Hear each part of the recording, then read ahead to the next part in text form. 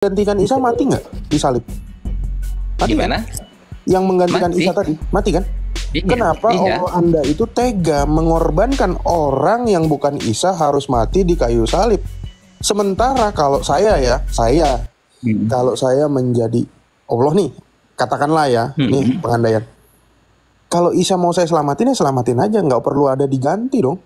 Kenapa peduli setan sama tentara Romawi? Menurut saya begitu. Kenapa Allah Anda tega-teganya harus mengganti Isa dengan pemeran pengganti, dan pemeran penggantinya itu mati di salib? Sebenarnya itu bahasanya bukan tega ya Bang ya. Jadi apa? Nah, kalau Tuhan kami itu dia Tega. itu memiliki, ya sebentar ya, saya jelasin sedikit. Sebenarnya itu dia itu maha gimana ya, maha mengetahui apa yang dia apa yang dia terapkan seperti itu. Jadi seperti ini Bang, ketika Tuhan menghendaki hal seperti itu, hal yang yang digantikan Isa itu ada maksud-maksud tertentu dari Tuhan seperti itu. Maksudnya apa kira-kira? Ya, itu hanya Tuhan yang tahu seperti itu. Itu Anda mau bilang maksudnya juga nggak jelas gitu ya? Ya enggak, maksudnya kami sudah jelas, maksudnya seperti ini, gimana ya. Kalau secara pemahaman kami di Islam, saya deskripsikan aja ya, secara singkatnya, Isa itu naik ke atas, Bang. Isa itu enggak mati, enggak. Tapi di fase akhir zaman nanti dia akan turun kembali untuk membenahi apa ajaran yang telah diajarkan Nabi Isa, seperti itu. Itu aja sih. Al-Quran mencatat kalau saya bilang abang asumsi, boleh nggak? Karena Al-Quran mengatakan Isa meninggal. Ayat berapa itu Bang? Saya boleh. An-Nisa 159 Bang. An-Nisa 159. Surat 4 ayat 159. An-Nisa ayat berapa? 159. Tolong dibacain nyaring Bang. 159. Tolong bacain nyaring. An-Nisa ayat 159 ya. Abang. Iya. Oke, saya baca. Tidak ada. Nyaring ya. 59. 159. Tadi 59 gitu ya. Ya, penyalibannya 157. Iya, oke. Saya bilang 159, tolong dibacain. Oke, saya bacain ya. Oke, saya baca. Surat An-Nisa ayat 159 ya. Tidak ada seorang pun di antara ahli kitab yang tidak beriman kepada Isa menjelang kematiannya, dan pada hari kiamat dia Isa akan menjadi saksi mereka. Oke, menjelang? Ngerti nggak? Menjelang? Menjelang hari kiamat. Menjelang hari kiamat. Menjelang? Saya ulangi lagi, menjelang?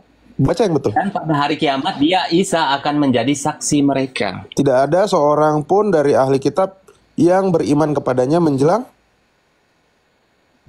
Tidak ada seorang pun di antara ahli kitab, ya, ahli kitab yang tidak beriman kepadanya, dalam kurung Nabi Isa ya, menjelang kematiannya. Siapa yang mati? Dan pada Wait, stop.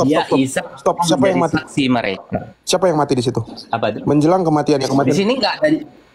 Iya, di sini nggak ada menjelaskan kematian. Itu coba baca. Tidak ada seorang pun dari ahli kitab yang beriman kepadanya menjelang. Iya, yang menjelang kematiannya. Berarti dia masih hidup kan menjelang. Menjelang? Ngerti nggak menjelang itu? Kematiannya. Ya, menjelang siapa? kematiannya. Oke, kematian siapa? Kematian Nabi Isa. Nah, Kematian. berarti dia mati. Iya sekarang. Iya masih hidup dia. Itu tulisannya menjelang kematiannya. Yang dimaksud Nah di situ. itu maksudnya definisinya seperti ini Bang. Tidak ada seorang pun di antara ahli kitab yang tidak beriman kepada Isa menjelang kematiannya. Kalau menjelang itu Bang bukan berarti mati. Oke. Kecuali kalimat menjelang itu ada nggak ada kalimat menjelangnya, boleh dikatakan mati. Saya ajarin abang cara membaca ya. Di situ dikatakan tidak seorang pun dari ahli kitab yang tidak beriman kepada Isa menjelang kematiannya. Artinya ahli kitab yang dimaksud di situ itu pasti adalah orang-orang Kristen, betul kan? Betul nggak? Ada nggak orang Kristen yang beriman bahwa Isa tidak mati? Nggak ada. Dia akan apa? Dan pada hari kiamat dia Isa akan menjadi saksi mereka. Nah, jangan digabung. Karena cerita yang pertama itu berbicara tentang zamannya ahli kitab, zamannya Kristen. Tapi yang terakhir itu ceritanya tentang akhir zaman, hari kiamat. Gitu. Nah, satu lagi ayat. Al Imran ayat 55, Bang. Ya, Abang bilang kan Isa nggak mati. Oke, Al Imran ayat 55. Ya benar, dia nggak mati. Loh, itu tulisannya kematiannya kok.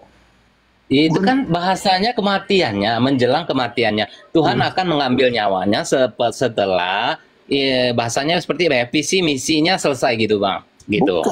Bukan, Bang. Itu konteks yang berbeda. Itu menceritakan bahwa pada zaman seperti itu. Ya, Abang dengar dulu. Ayat itu menceritakan pada zaman itu orang-orang nggak ada yang beriman kepada dia sebelum kematiannya, karena di salib itu dia mati, dan makanya ada orang-orang Kristen, betul nggak? Maksudnya gini, Prof, kalau seandainya dia tidak mati, nggak ada mungkin pengikutnya. Nggak ada pengikutnya, betul. Benar. Itu poinnya. Itu benar.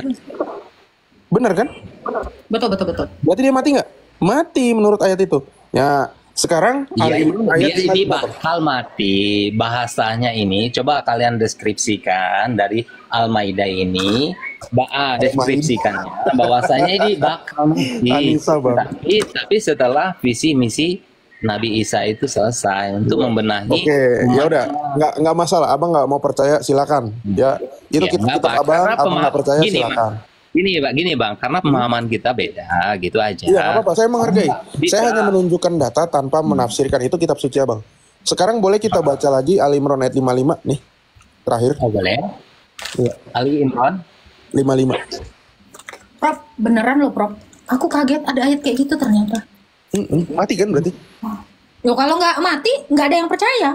Kan nggak ada. Gini sekarang tidak ada seorang pun dari pengikut Isa yang percaya menjelang kematiannya. Iya.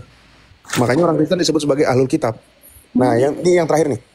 Meskipun ada banyak ayat lain ya, ada banyak ayat lain, misalnya Maryam 33. Kita buka Ali Imran ayat 55. Nah, saya bahasa Arab apa artikulasinya gitu? Boleh bahasa Arab, Bang, boleh. Jangan bahasa Arab lah, aku nggak ngerti bahasa Arab, Bang. Biar yang global aja, enggak? Ya, bahasa Indonesia aja, Bang.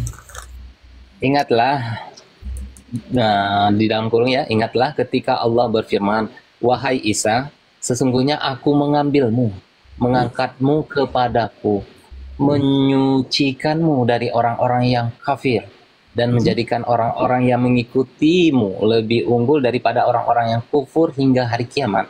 Kemudian kepadakulah kamu kembali, lalu aku beri keputusan tentang apa yang selalu kamu perselisihkan. Jadi gimana? Isa di atas orang. Ya, mengikut Isa. Makanya ini bahayanya kalau Kristen ya.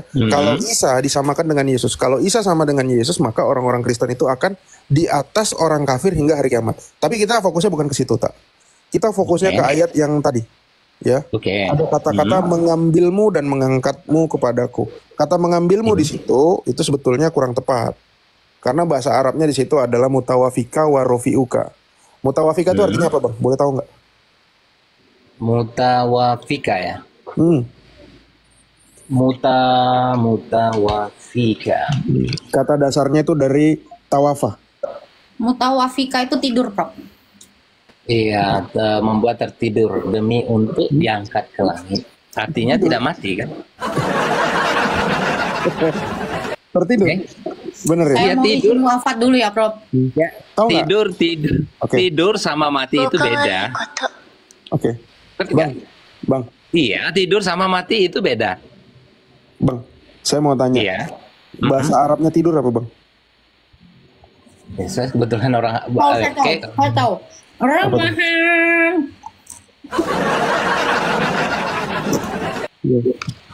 enggak apa-apa. Di situ ada kata mutawafika. Kata dasar mutawafika itu adalah wujud dan kailulah. Itu tidur. Iya. Udah bahasa kan? Tidur Ya, itu yanam juga bahasa Arab tidur. Nah, tapi mutawafika itu dalam bahasa Indonesianya itu kata yang sama dengan wafat, tawafa. Ya, wafat. Aku nggak tahan. Lihat komen yang di bawah. Mutawafika perempuan. Saya yang komen di bawah, Prof. Boleh saya ulas lagi nggak surat Al-Imran? Saya tunjukin ya Bang ya, daripada kita... Nggak, bentar gini, boleh saya ini lagi nggak? Maksudnya boleh saya klarifikasi lagi surat Al-Imran ayat 50. Boleh, silakan Bang, silakan. Ingatlah ketika Allah berfirman. Nah, firman itu kan perkataan ya kan?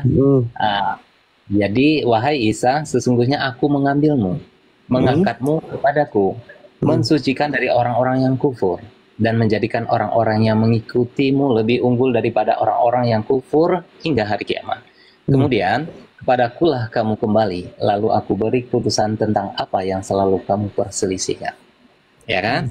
Ya, kalimat matinya itu di mana, Bang? Mutawafika Bang. Ya, sesungguhnya. Iya, kalimat matinya ini deskripsinya di sini di mana? Ya, besarin tak. Besarkan. Ya, kalimat. Oke. Udah besar belum sih? Kameraku kok ditutup? Enggak. Bang Desmigat nih pastinya. Tuh, nih udah besar belum sih kok? Enggak besar-besar, Prof. Coba Oke, coba, ambil mana? dirimu sendiri, Prof. Suka kali aku. Ya. Kelihatan? Tunggu. Ini udah gue gedein jadinya begini. Ah, udah. Nah nih, Oke. kelihatan ya. Ketika Allah berfirman, wahai Isa, sesungguhnya aku, nih, kelihatan? Iya. Mutawafika. Ini nggak ada kata wanya ya, jadi kata akan ini nggak ada. Aku mewafatkan kamu dan bacanya bahasa Arab dari kanan ya. Ya. Dan warofiuka dan mengangkat kamu kepadaku. Nah, karena bahasa Arab ini bacanya dari kanan ke kiri, duluan mana dia diwafatkan atau diangkat? Ini aku pakai Qurano.com ya, Bang. Jangan dikira saya ngasal. Ini kata-kata di sini adalah mutawafika. Mutawafika ini artinya mewafatkan kamu. Ya, Terjemahan terus? Al-Quran sebelum tahun 2006 ini juga menggunakan kata mematikanmu. Tapi sekarang Iya. Al-Quran direvisi dan diganti jadi mengambilmu dan mengangkatmu. Padahal mengambil dan mengangkat sama. Sama seperti Iya. mengambil dan mengangkat jemuran, ya. Tapi kenapa di sini kata mutawafika diubah menjadi mengambilmu? Kita lihat di bawah. Wahai Isa, aku mengambilmu. Mestinya di sini aku mewafatkanmu dan mengangkatmu. Pertanyaannya, duluan mana dia diwafatkan atau diangkat? Kalau kita ngikutin bahasa aslinya Al-Quran ini. Bahasa asli Al-Quran. Sebenarnya gini, kita analogikan seperti ini ya Bang ya. Sebenarnya kalau di dalam tata bahasa itu banyak sekali konjungsi seperti itu Bang. Persamaan kata. Artinya kan. Nah, maksudnya kalimat dari surat Al-Imran ini ketika Allah berfirman, wahai Isa, sungguhnya aku mengambilmu, menyelamatkanmu, dalam artian dari orang-orang yang kufur. Bang, Ya. ingat ini bahasa Al-Quran diturunkan dalam bahasa Arab. Dia, iya benar. Oke, di sana bilang bahwasanya mewafatkan. Mutawafik, bagaimana mungkin bisa mutawafikan diartikan menjadi mengambilmu? Kalau abang bilang mengambilmu, mestinya bahasa Arabnya bukan mutawafika. Intinya gini Bang ya, mengambilmu dalam bahasanya itu gimana ya Bang ya? Tapi bukan mewafatkan seperti itu Bang. Ini mutawafika ini apa? Kalau gitu, kenapa Allah memilih diksi mutawafika? Itu Quran apa itu Bang? Terjemahan. Coba baca abang bahasa Arabnya itu ada kan? Di Al-Quran abang ada kan? Iya. Ada kan? Coba baca. Mutawafika juga nggak? Saya tanya. Mutawafika juga nggak? Nggak ada sih, saya nggak seperti itu memahami satu kata dua kata, saya per kalimat aja gitu. Oke, ini ada Mike. Satu kata dua kata nggak seperti itu. Mike, tolong bacain Mike. Ya, salam. Gimana? Salam. Idz Tolong qala bacain. Allahu ya Isa, idz qala Allahu ya Isa, ini lanjut. Ini mutawafika wa rafi'uka. Nah, sesungguhnya aku mutawafika, mewafatkanmu, wa rafi'uka, dan mengangkatmu. Gitu. Coba cek di Iya. Al-Quran abang. Sama nggak? Saya punya Al-Quran cetak juga. Cuma pakai ini aja dulu. Nah, gini aja Bang, kita terjemahkan dalam satu topik gitu Bang, satu kalimat, jangan satu kosakata.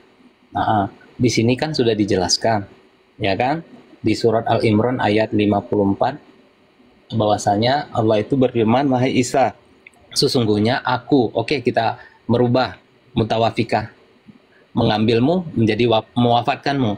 Wahai Isa, sesungguhnya aku mewafatkanmu, mengangkatmu kepadaku, mensucikan dari orang-orang yang kufur. Seperti itu kan? Nah, Artinya? dari pertanyaannya mana terlebih dahulu yang apa ya? Mana yang terlebih dahulu mengangkatmu atau mewafatkanmu seperti itu. Ya. Nah, kalau secara logika ya, kalau itu sebenarnya layaknya kalau dia manusia, dia manusia itu kan, berarti dia mengangkatmu terlebih dahulu, gitu, baru ini bahasa, ini kan mutawafika dulu, mutawafika warofiuka kan, bener nggak? Iya. Oke, berarti duluan mana, mutawafika atau warofiuka? Duluan mutawafika kan, bener nggak? Iya, kecuali kalimatnya rofiuka wa mutawafika, kecuali kalimatnya gitu, berarti diangkat terus dimatikan. Tapi pertanyaannya, kenapa Al-Quran menuliskan mutawafika dulu terus warofiuka? Artinya dia mati dulu lalu diangkat. Sementara abang tadi mengklaim bahwa Isa itu nggak mati, diangkat, nanti matinya di akhir zaman. Loh, kalau abang mengatakan seperti itu, artinya Al-Quran ini salah susunan. Karena di sini digunakan kata mutawafika warofiuka. Dan kenapa ulama abang tega-teganya mengganti kata mewafatkan jadi mengambilmu? Enggak seperti itu. Ulama enggak gimana ya? Al-Quran enggak diubah, itu firman Allah itu. Ini mutawafikanya artinya mewafatkan, Bang. Cuman yang mendefinisikannya aja itu mungkin gimana ya? Salah ketik aja ya. Kalau salah ketik. Hah? Iya. Ini Michael ini mantan ini loh. Coba saya lihat di ini ya, di buku. Boleh. Lihat di Quran aja langsung. Ini ya, Quran.com ini adalah situs kembangan dari Kemenak. Nah, coba kita buka yang lainnya. Nah, kalau di Al-Quran ini mengambilmu juga, Bang. Kalau definisinya, Bang. Kita pakai bahasa Arabnya, Bang. Kita pakai bahasa Arab dong. Al-Quran bahasa Arab kan? Betul nggak? Kalau Anda belajar bahasa Arab, Anda akan menemukan bahwa mutawafika itu sama dengan wafat. Asal katanya dari tawafa. Bukan begitu ya, Brother Michael? Mungkin gini aja, Bang. Karena saya bukan pakar agama dan bukan pakar hadis ya gitu, Bang ya. Karena seperti ini, kalau seperti kita konjungsi, Bang, gitu, Bang. Konjungsi gitu, Bang. Konjungsi kata. Ya. Konjungsi malah kepencet lagi. Nih. Saya pakai parameter satu lagi nih, pakai Quran.com. Nah, oke. Ya. Untuk menghindari gini aja, Bang. Gini aja, untuk menghindari polemik, untuk menghindari perdebatan. Bang, jujur, Bang. Abang harus jujur. Ini kitab Anda. Saya nggak menafsirkan, tapi saya klik di sini. Wa mutahhiruka.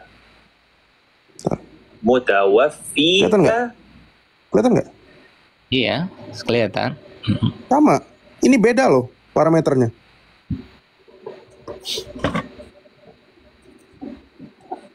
Wa rafi'uka. Jadi oke. Nih, artinya diwafatkan dulu baru diangkat. Dan anehnya kenapa Al-Quran menggunakan diksi diwafatkan? Itu pemahaman kalian seperti itu. Tapi nggak jadi masalah. Kami menghargai. Ini Quran.com. Gitu, kan? Iya.